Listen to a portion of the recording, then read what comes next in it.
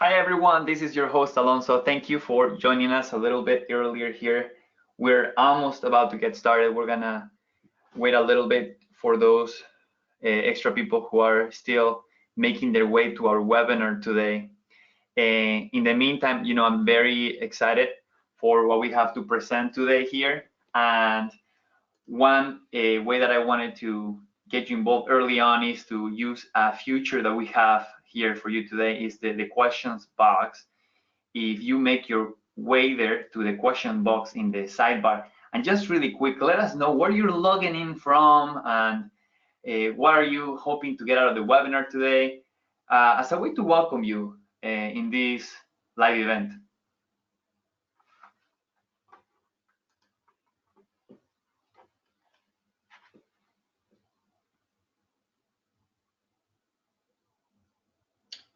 Jim Nelson, welcome Jim from Salt Lake City, Utah. We're very happy to have you here with us today. Let's see who else joins Jim. Rain, it's always a pleasure to see you here. Jane is joining us from Colorado. We have also Barry Freefield from Virginia Beach, Renee from Dallas, Texas. Welcome, Renee. Alessandra Barbiero. Welcome, Alessandra. I have no idea where is ABQ. I'm a little ignorant with that abbreviation there, but Alessandra is joining us from ABQ. From New Mexico. Okay. Welcome, Alessandra. And let's see. Oh, wow. Looks like we have a full room today. This is great. And oh, Aileen Ferguson, welcome. Aileen, she's joining us from Scotland. We're very happy to have you here. Fantastic. And with that, I wanna close this, stop this chat, and we're gonna get right into the webinar. It looks like a lot of people have been able to make their way here. Okay, so for those who just joined us, I would like to officially welcome you to today's webinar, Engaging Sales Reps to Make Selling Skills Training Stick. Before we get started, I'd like to go over a few items so you know how to participate in today's event. Can we move to the next slide, please? You should see something that looks like the screenshot on this slide on your computer in the upper right corner of your screen. You are listening in using your computer speaker system by default, but if you prefer to join us over the phone, just select telephone in the audio pane and the dialing information will be displayed. You will have the opportunity to submit text questions and comments by typing them into the question box pane, just like some of you did to introduce yourselves. And we will address these questions in the moment or at the end of the session. Now, here is an important message for all of you. These live interactive webinars work because of you and because of the other people who are part of it. There are two rules that will help you make the most of this event. Number one, be generous. Every time there is a new chat or question, chime in, not because you're an expert, not because you're smarter than everyone, but because you are generous. Rule number two, go first. If you're nervous and would prefer to follow, don't. Let's try it out. Put it out there for the rest of us. Any questions you have, better to put it out there than to keep it to yourself. Now, number three, we're gonna be recording this webinar and we will be sending you a copy in a follow-up email. Also, if you make your way on the sidebar, I included a handout with the slides so that you can have that on a second screen if you want to see what's coming and take some notes. So that will be great. And then also we will be mentioning a couple of research reports during the webinar, which I will also be sending you in the follow-up email. With that said, I would like to now introduce our presenters. Today we have our CEO here at the Sales Readiness Group, Ray Makela, and a special guest, Gary Greenberger, who is the VP of Global Sales at QStream. Ray on the left is an author, speaker, and business executive with 25 years of management, consulting, and sales experience here at Sales Readiness Group. Ray, he oversees all our client engagements and the delivery of sales and the sales management training programs. He has delivered programs for clients such as Alcon, AIG, Cisco, Nielsen, Follett, and Walmart. Then on the right side of the screen, we have here Gary Greenberger, and he is responsible for QStream's direct and channel sales strategy globally. He's focused on accelerating the adoption of QStream's mobile micro-learning solution.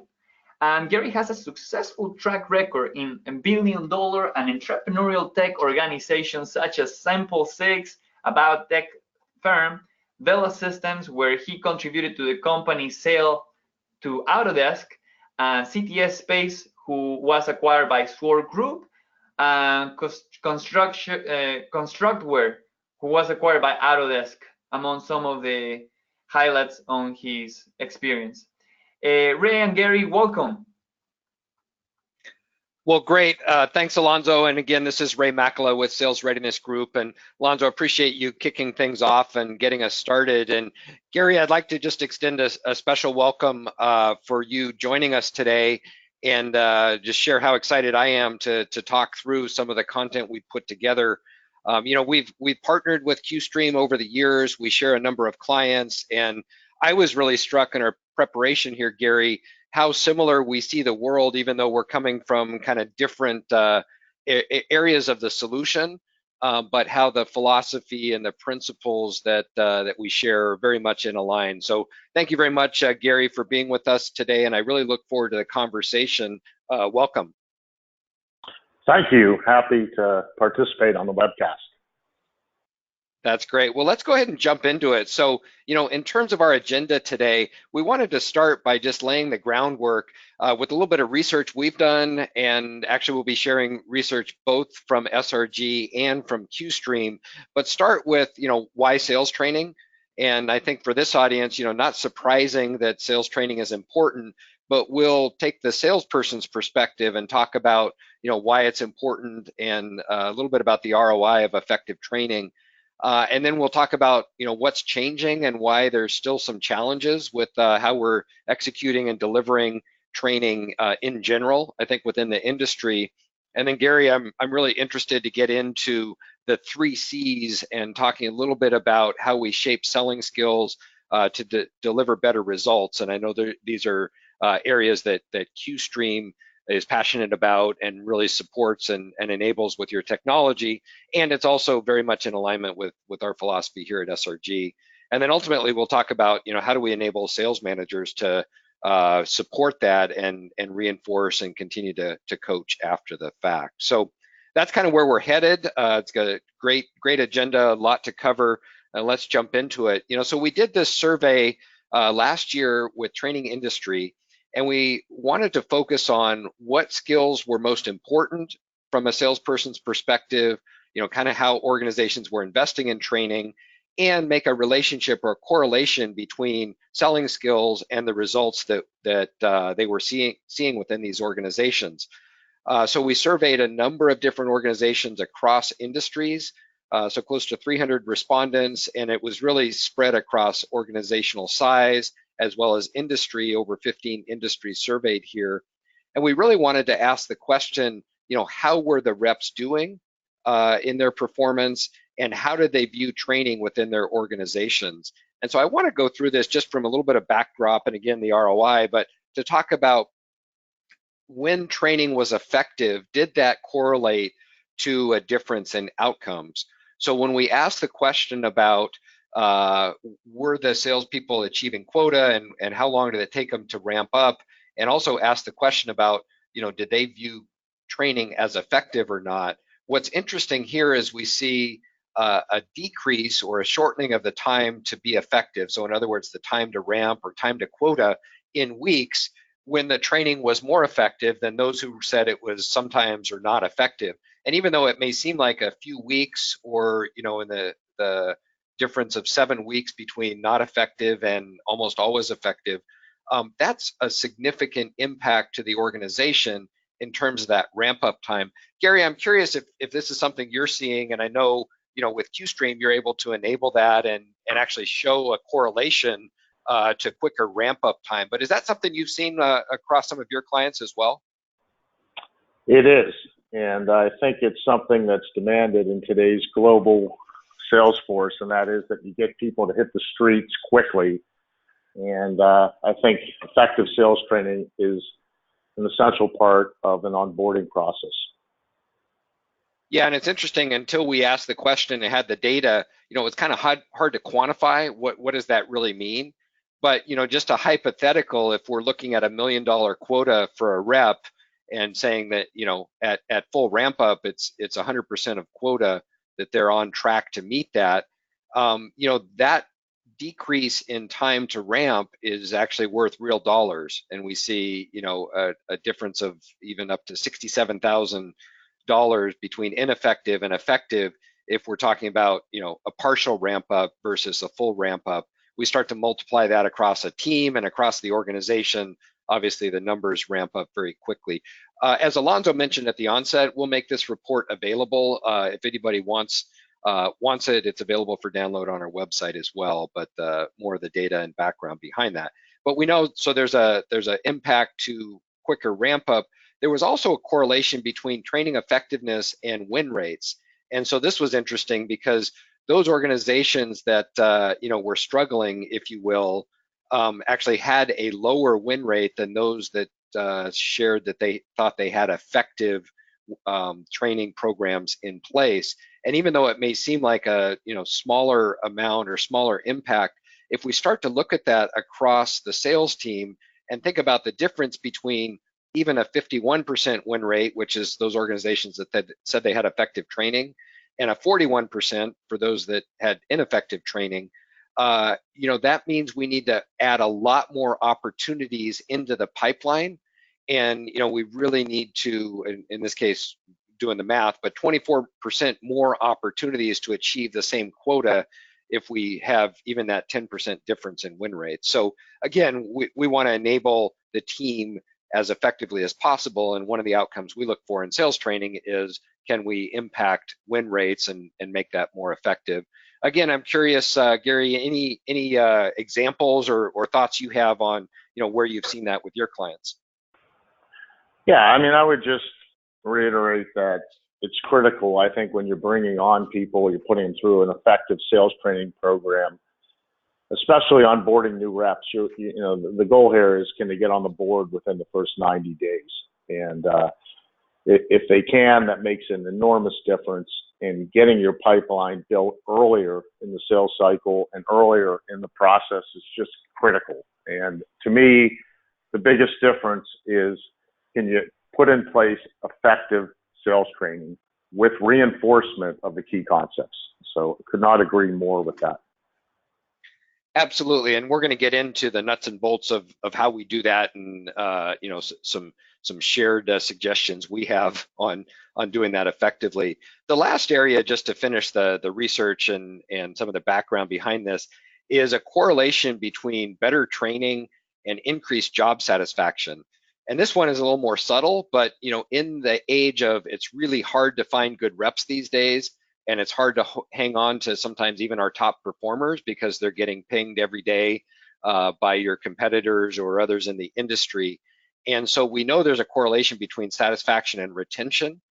And what we found was there was a pretty significant impact on those organizations that rated themselves as having effective training had higher job satisfaction than those that said it was sometimes or not effective. So to me, that also equates to real dollars when we're talking about the cost of finding, replacing, ramping up, and getting that additional rep on board if we're losing some of our top performers. So strong correlation, strong impact. Obviously, I think everybody would probably nod in and agree that, yeah, better sales training equals better results. We should do that. Well, let's talk about how we get there and some of the challenges and obstacles that get in the way.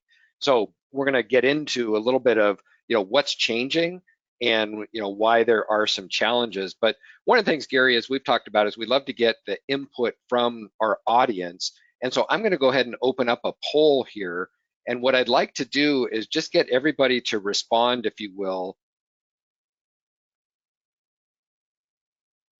So we should be seeing the poll here shortly. The idea of what factor do you think poses the greatest challenges for sales training initiatives? So, and I see people responding here already. You should see that popping up. But the idea, is it that we don't have support from managers, that we're not holding reps accountable for the training, Maybe we don't have a reinforcement plan, a sustainment plan in place, or it's not tailored to be relevant. Maybe there isn't executive sponsorship, to support that, or isn't enough executive sponsorship. Gary, I'm curious, as we're getting some responses, and please just go ahead and click on your top choice there for the audience there in the poll. But Gary, I'm curious, what do you think we're going to hear, and what's your thought on some of the greatest challenges? I'm sure we see all of these, in one form or another with some of our clients.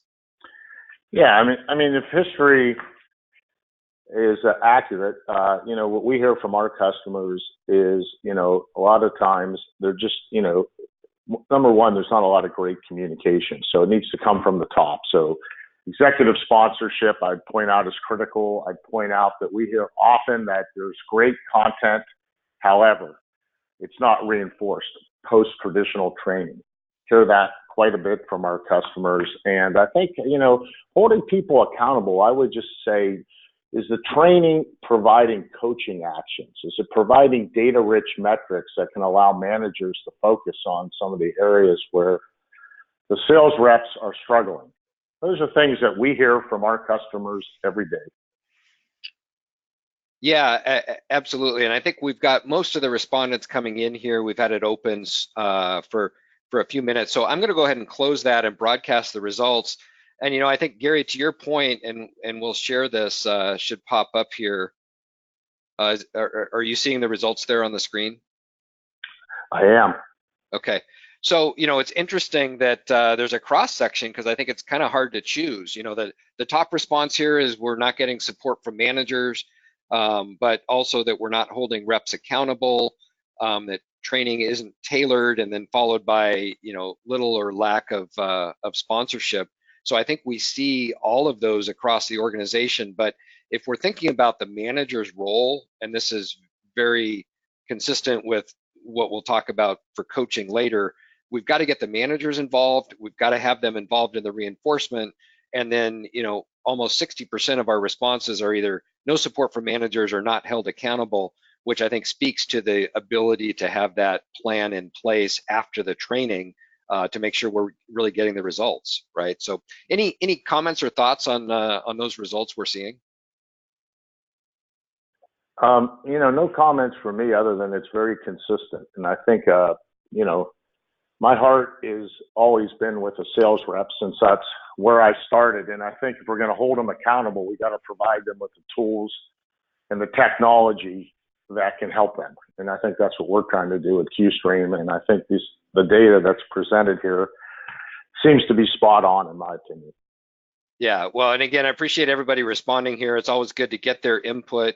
And, we'll peel that back and refer back to this as we go along, based on the input from the audience. So, let's talk about, we know that it's challenging, what's going on in the industry, and what are some of the things that, may be getting in the way. So, the most recent data, this was from a LinkedIn State of the Sales report that, that I've seen, that companies in the US are spending about $15 billion on sales training. So that continues to grow year over year. And, also, and I think this was from some of your research as well, Gary, that 6 out of 10 organizations anticipate increasing their spend on sales training. But as we see, sales leaders, as we survey and just anecdotally talking to them, still feel like they're not getting the ROI that they'd like to see.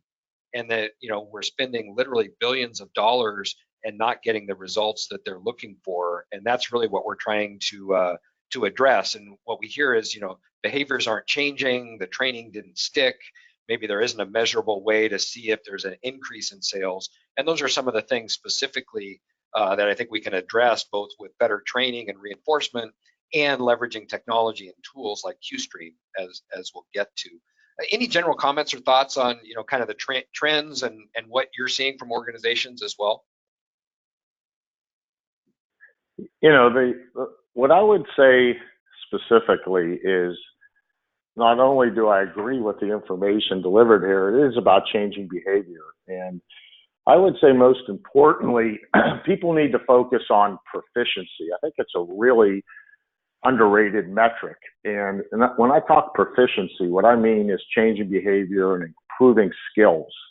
And I think proficiency leads to performance and productivity. And I think, we tend to front end a lot of our training tools with measurements in the area of proficiency. And I think if you focus on that, the end result is you're going to see the performance that you want. And that sales performance correlates into the ROI. Well, and I love that perspective, Gary, because I think oftentimes we don't know what proficient looks like, or it's really hard to say, has the behavior changed or not? But if we're able to measure and challenge and maybe have a diagnostic or a way of actually assessing whether they're using that skill or whether they understand that skill, now we can start to build a path to them using it in the field and performing. So simulations and some of the things that that you're doing, I think, play nicely into that. Some of the challenges we've heard from sales reps, are that they don't really think training is hitting the mark, or there's some things getting in the way. And Gary, I know these were some of your thoughts as you put them together. Can you speak to that in terms of the sales rep's perspective and what some of the complaints are that you're hearing? Yeah, I'd love to. And I spent about 30 years. My background was selling on the streets in New York City, actually, at the beginning, and being a manager and a general manager and running, as a regional vice president, $1 billion quota, and recently working in startups. And, I want to kind of come from a perspective of the sales rep, which I think is an important point of view. So, just to comment on a couple of these, time's a valuable commodity. I think reps don't have unlimited time to train. This is what I hear from them. And managers don't have unlimited time to coach. So we have to be very sensitive to that.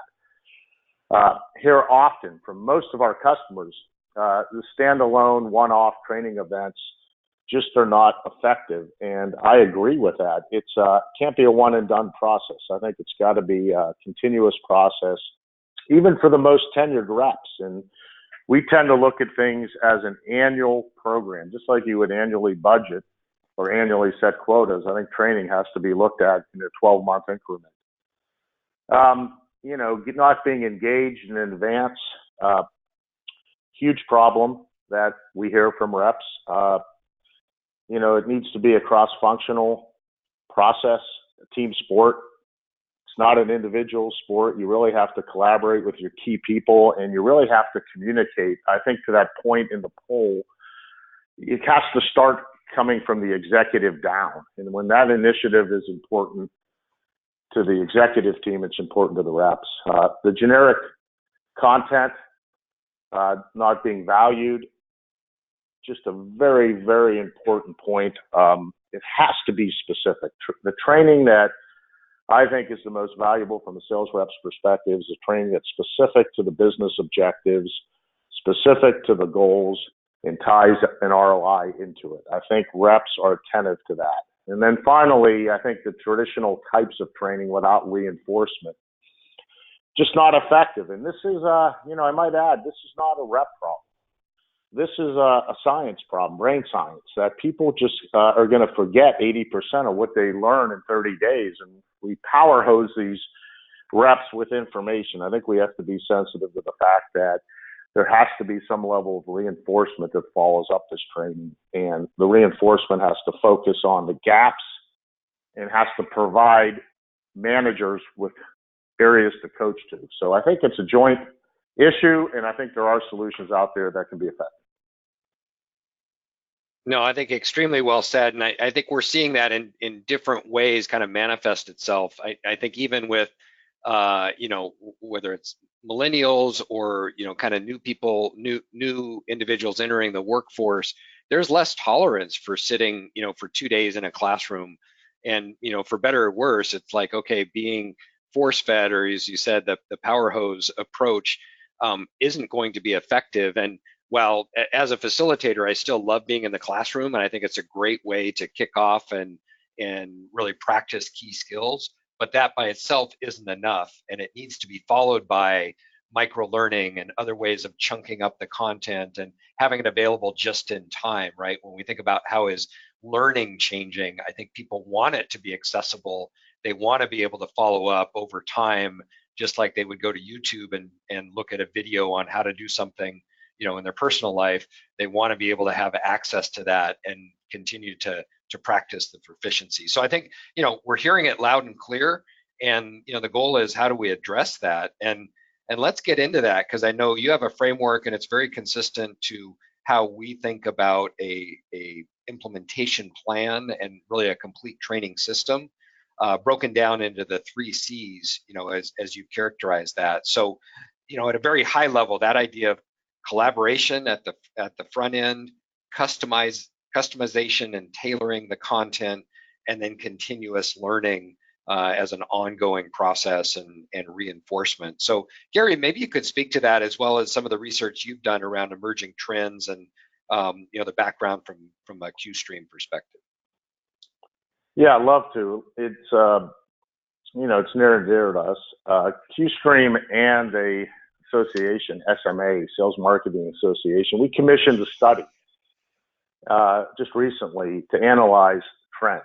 And we surveyed quite a few people and came back and produced a white paper that will be available to all the participants in June of 2019. And it was really polling people who are key stakeholders in the selling process, the sales reps, managers, senior management. And these 3 takeaways or categories came top of mind. And I think what I'm going to share with you is fairly obvious, yet it's very valuable insight. And what I like to tell people is that often it's some of the simplest things are overlooked in the haste to get training programs delivered. And what I'm going to do is go into each one of these categories, kind of share a data point, talk about some solutions and a little commentary, and then give you an example. So we can, let's start with collaboration.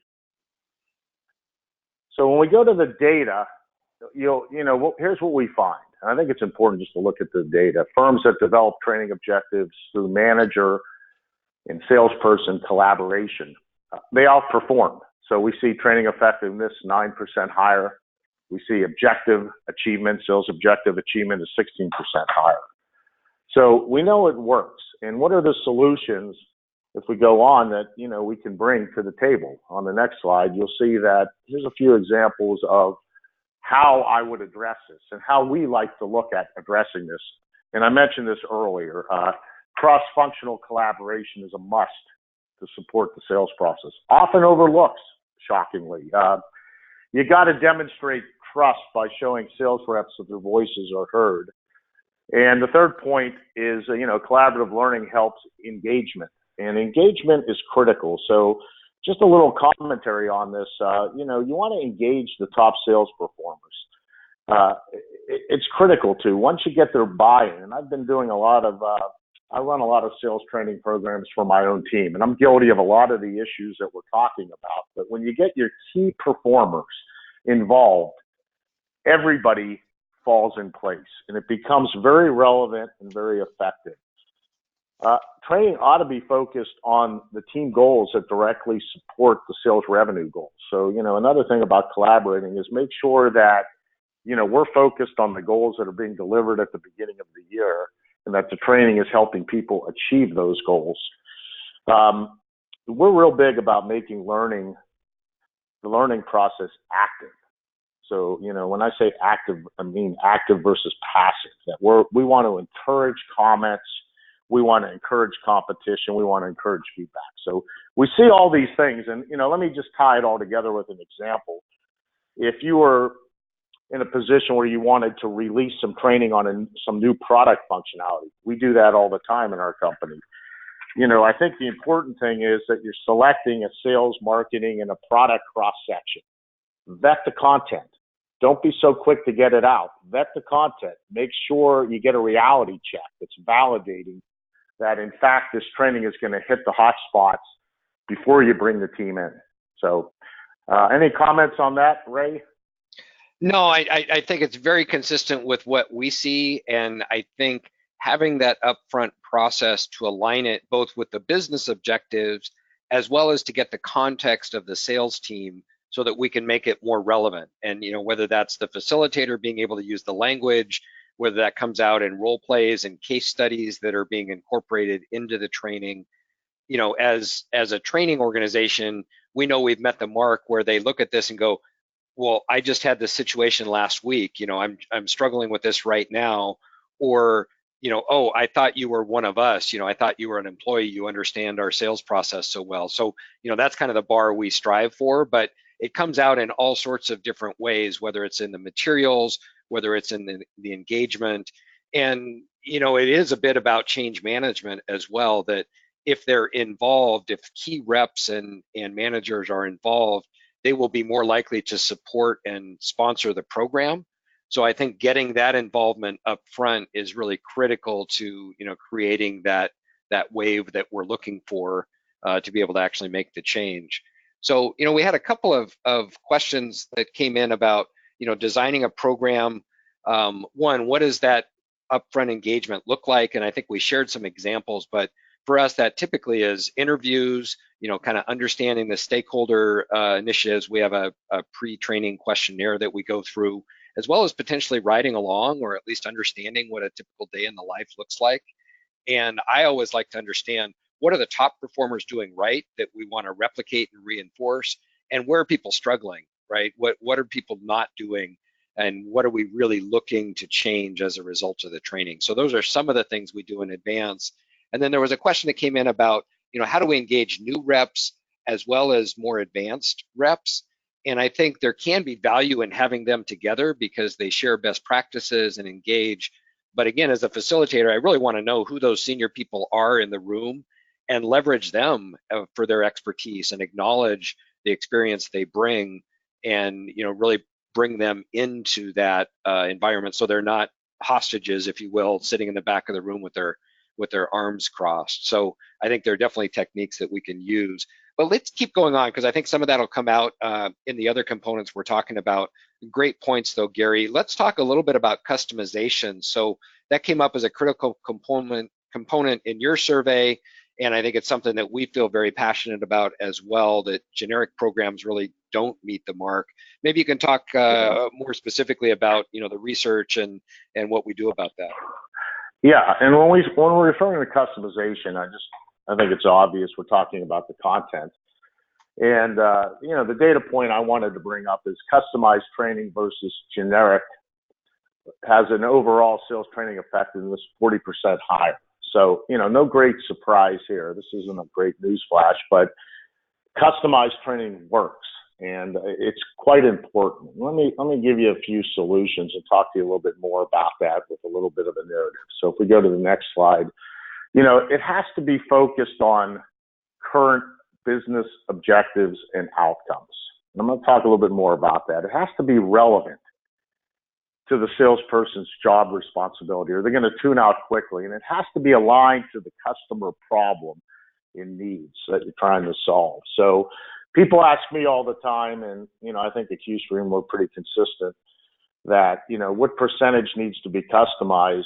All of it, practically all of it, is my opinion. And when we talk about relevance, it's got to be aligned to the problem you're trying to solve. Really important. And you've got to find technology solutions that engage the participants and the managers. So you want to customize this content, and you want to make sure you're getting a high engagement. With tools like ours, we're seeing over 90% engagement.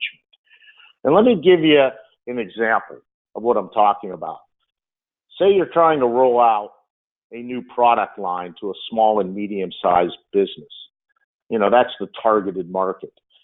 Resist the temptation to try to leverage enterprise sales content. I see this all the time, where you try to fit maybe a square in a round hole.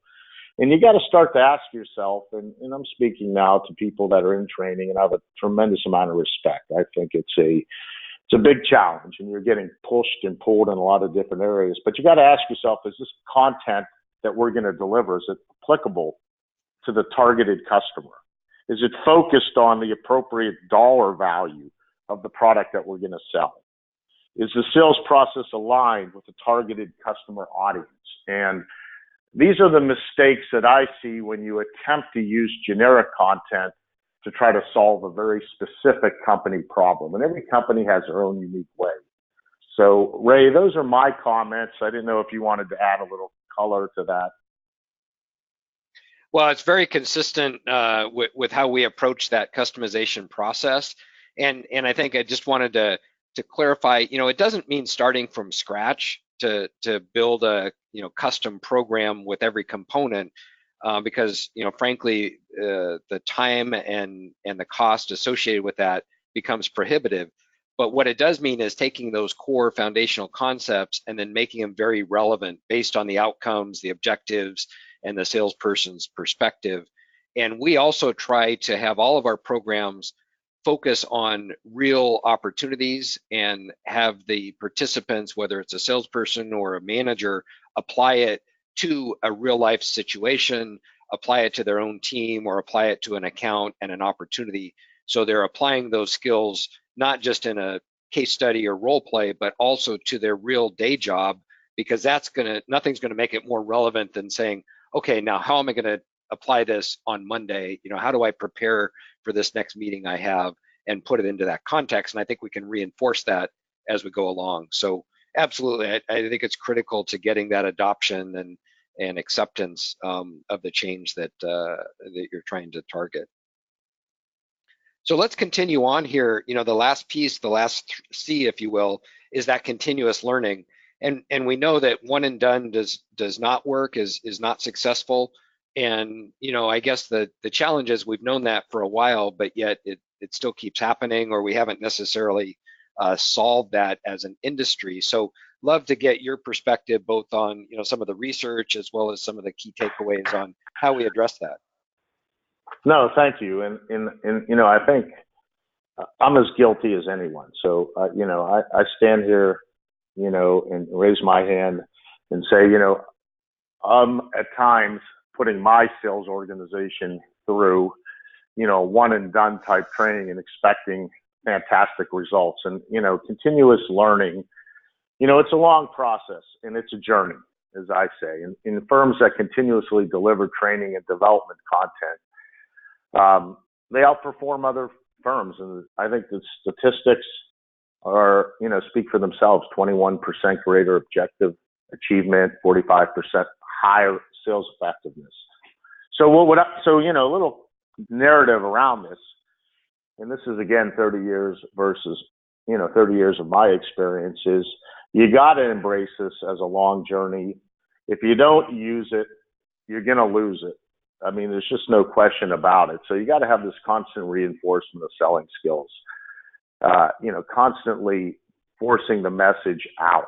It will not happen in one session. I know people know that. We tend to like to look at reinforcement that follows up on post-training knowledge reinforcement as a continuous annualized event, but we're also trying to make it a little bit fun. Be very respectful of people's time, make it competitive. You see on the right side, there's a graphic of a leaderboard. We don't go with over gamification. I know gamification is a very hot term today. We like to view it in the context of game mechanics. Make it competitive. Sales reps, by their very nature, are competitive. They like to compete against each other. They also like to compete against other regions. And we try to incorporate that into our product. And I think that helps build continuous learning. And it's a program versus a project. So, we tend to look at training as a program. And again, I think it's got to be looked at as an annualized calendar event. And it's really important. I want to make just a few more points that I find very interesting and intriguing is these, when we look at knowledge reinforcement platforms, that's what we do at QStream. We look at this as sitting down at the beginning of the year and beginning to lay out with our customers in a very consultative way a quarterly program and try to take advantage of what, we measure proficiency and look at some of those gaps where the reps are really struggling with and build on that sequentially for the next training. When you're getting data-rich metrics like proficiency, and again, it's skill and it's behavior change, you can tell where people are really good at things, and you can also tell through the data where they're not. And one training program can lead to the next training program, and it should be very easy to begin to look at this on an annualized basis versus the one and done approach. The example that I might give, and then I'll wind this down, would be, onboarding a rep. And part of the study that we did was with SMA. The clear data that came back was it was a 9 to 12 month process to ramp up a new rep. Ray talked earlier about the expense involved in bringing on a new employee into an organization. Attrition's a metric that everyone should stay focused on. It's expensive, but it's not a 90-day event. It's a 9 to 12 month process. And when you are onboarding, as the example, are you doing the quarterly checkups? Are you providing additional training in the second and third quarter? Are they getting the close win rate that you're expecting? And are you bringing them back in, or are you putting them through additional reinforcement on these areas? And the one thing I'm very sensitive to with managers is they can't be on every drive-by, every appointment, as I call it. They cannot be with the reps as much as they would like. So what they're looking for is data that can point them to what the weaknesses are so that they can help these people get out. Sometimes it's a very fine line between a rep being a superstar and a rep who just isn't getting it. It's not as big a gap as some people might think. So, Ray, thoughts on that, or any additional color that you want to bring to that? Yeah, well, I think this really ties all 3 C's together, because it needs to be relevant, right? We need to collaborate, we need to customize, and then have that ongoing learning tied to what outcomes you're looking to achieve. And, it's interesting because I just want to call attention to a question that came in from Alicia about building a training program. And I think it's really insightful, because you said, well, in some cases, you're not a SME, right? The training organization or sales enablement is not a SME on the particular process or the product. And how do you go about that and tailor it to be specific? And so I think that actually speaks to all of these, where what we would like to do is understand what outcome we're trying to achieve. So this goes back to the initial collaboration with the sales leaders, the managers, and the reps to say, 6 months from now, what do you hope that they're doing differently? Is that they're doing discovery at another level? Are they quantifying the problem, the impact of the problem and the benefit of the solution?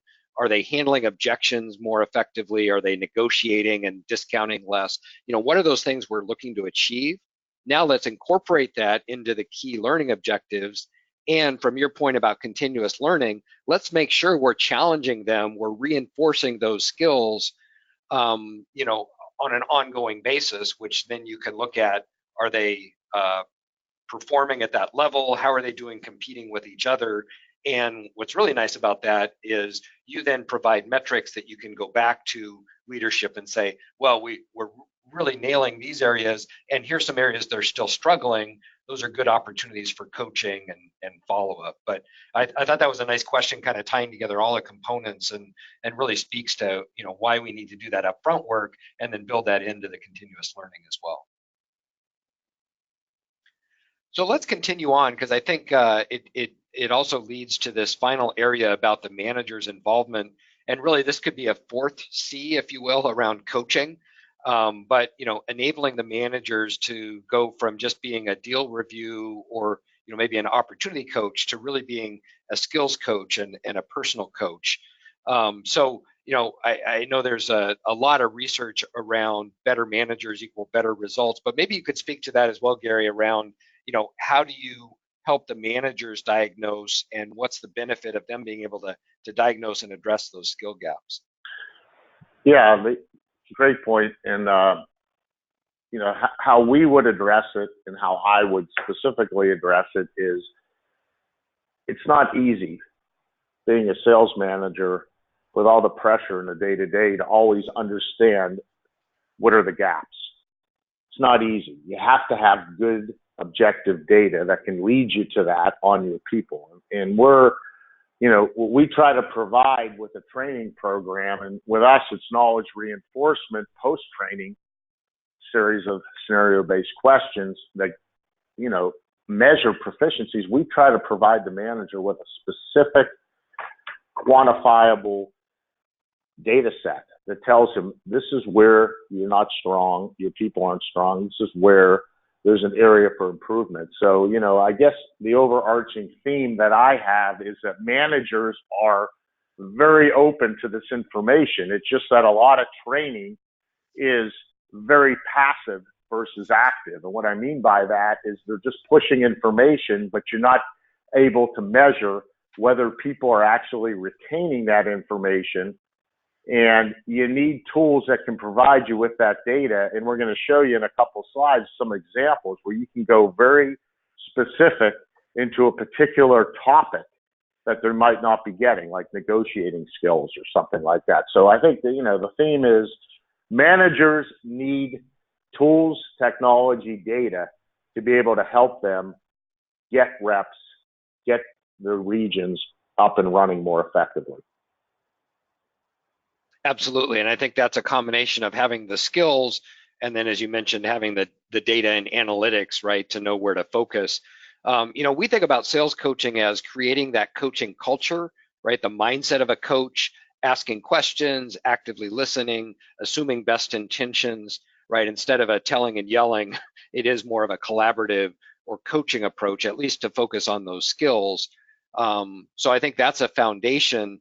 And then having an opportunity to observe, to provide those coaching feedback, as you said, whether it's a ride along or a field visit, listening in on calls, and then incorporate that into the personal development plan.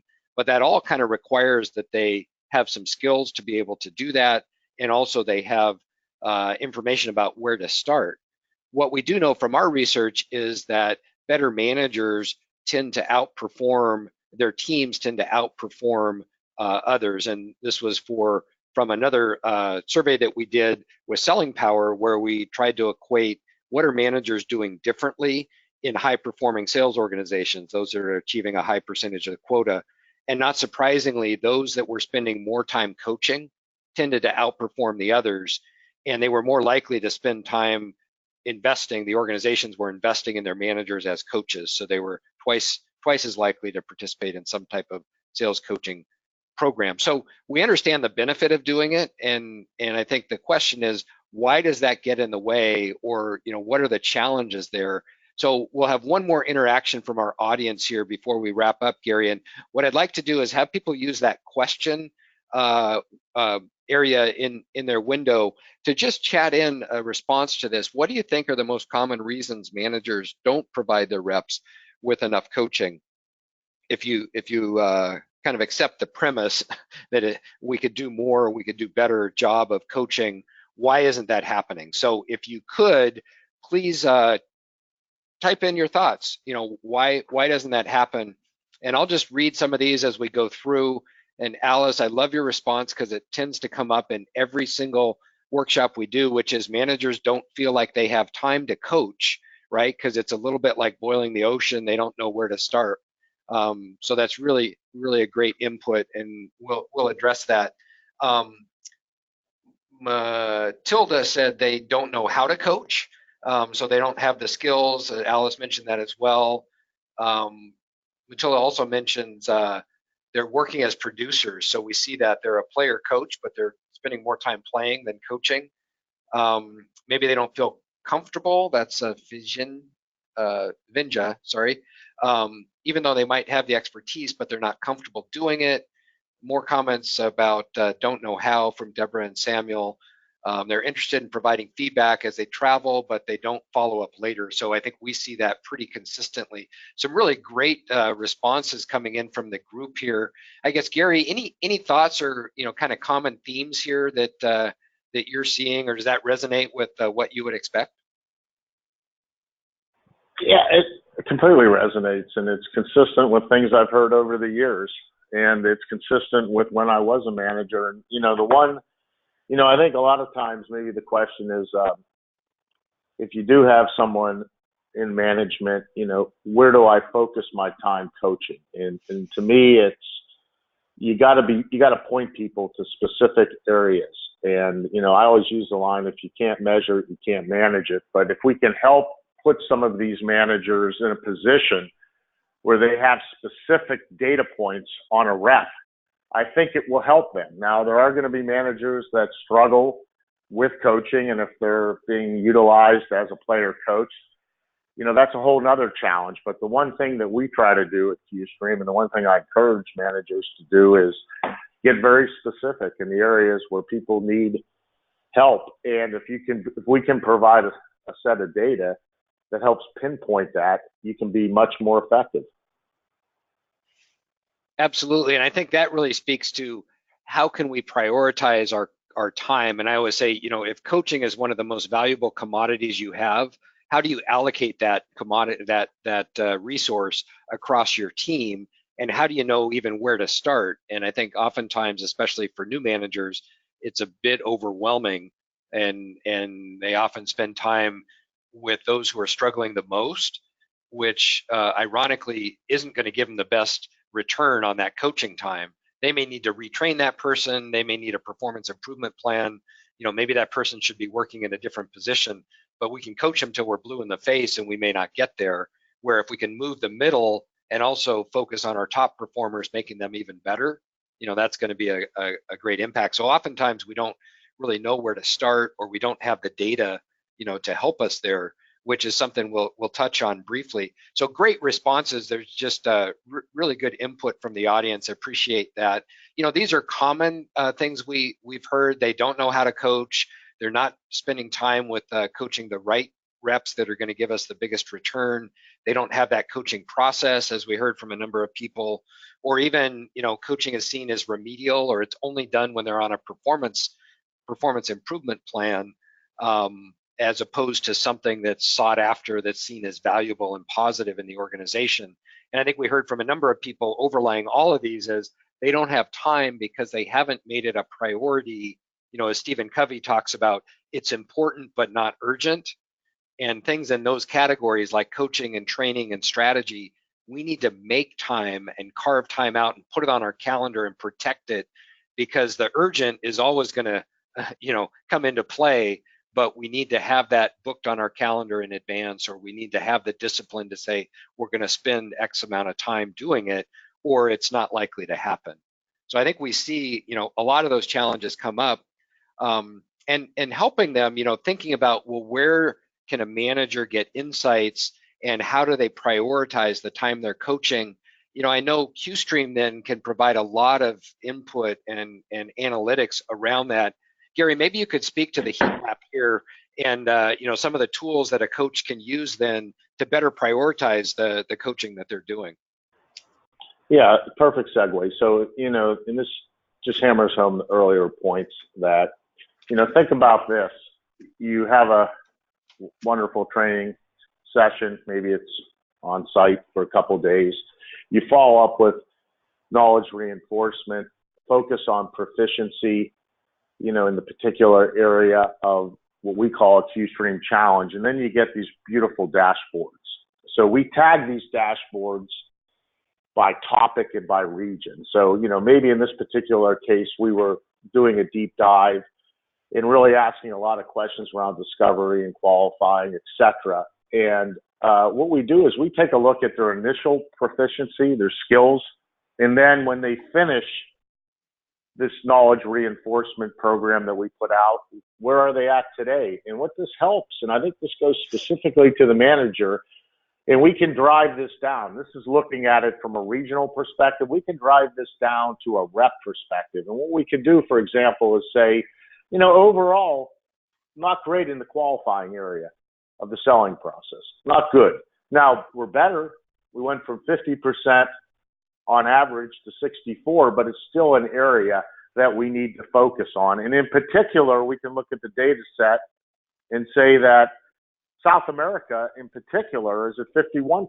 This is an area that we need to address, or we will never solve the problem. Now, the closing skills seem to be pretty good, but it's the qualifying that builds the pipeline that gets you to the close. So we try to provide very specific data that tells you where to focus. And behind this data is a manager dashboard that looks at individuals and how they performed through this knowledge reinforcement challenge we put them through. And then it actually looks at it and breaks it down by question specifically. So I think there's help on the way. And I think the help is providing dashboards to managers to help them know where to coach the particular employees in their on their team that are struggling. And that's how we go about it. And it's an objective, quantifiable, data-rich way of going to market. So Yeah, I hope that helps. I think it's extremely valuable. And, I just wanted to clarify, we got a question Alice asked, is this, feedback on the reps or from managers? And, we didn't want to turn this into a product demo, but, I can share just at a layman's perspective, a little bit about what's going on here. So, based on these challenge scenarios that we're providing after training, and it may be a simple question that has them maybe take a scenario and they're applying a skill or choosing a response based on that scenario. Now we're able to see how the individual reps are doing, Gary, as you mentioned, as well as roll that up. This is a team view, so looking for that team across Europe or APAC, et cetera. How are they doing on each phase of that sales process? So, clarify, if you will, if I've captured that appropriately, but just to give the idea, it's really at the rep level, at the manager level, and you can roll it up by region or slice it any way you'd like to. Exactly. You're absolutely right. It starts with the participant, who is the rep, answering a series of scenario-based questions and how they're scoring on that. And again, it's not used to be punitive. I want to be really clear here. It's being used to help guide managers to the problem so that they can solve it with the rep. So, I want to make sure that people realize we view the world and we see it in light of, we want to help people. They're dying to be helped. I was a rep. I know how reps react. They want help, many of them.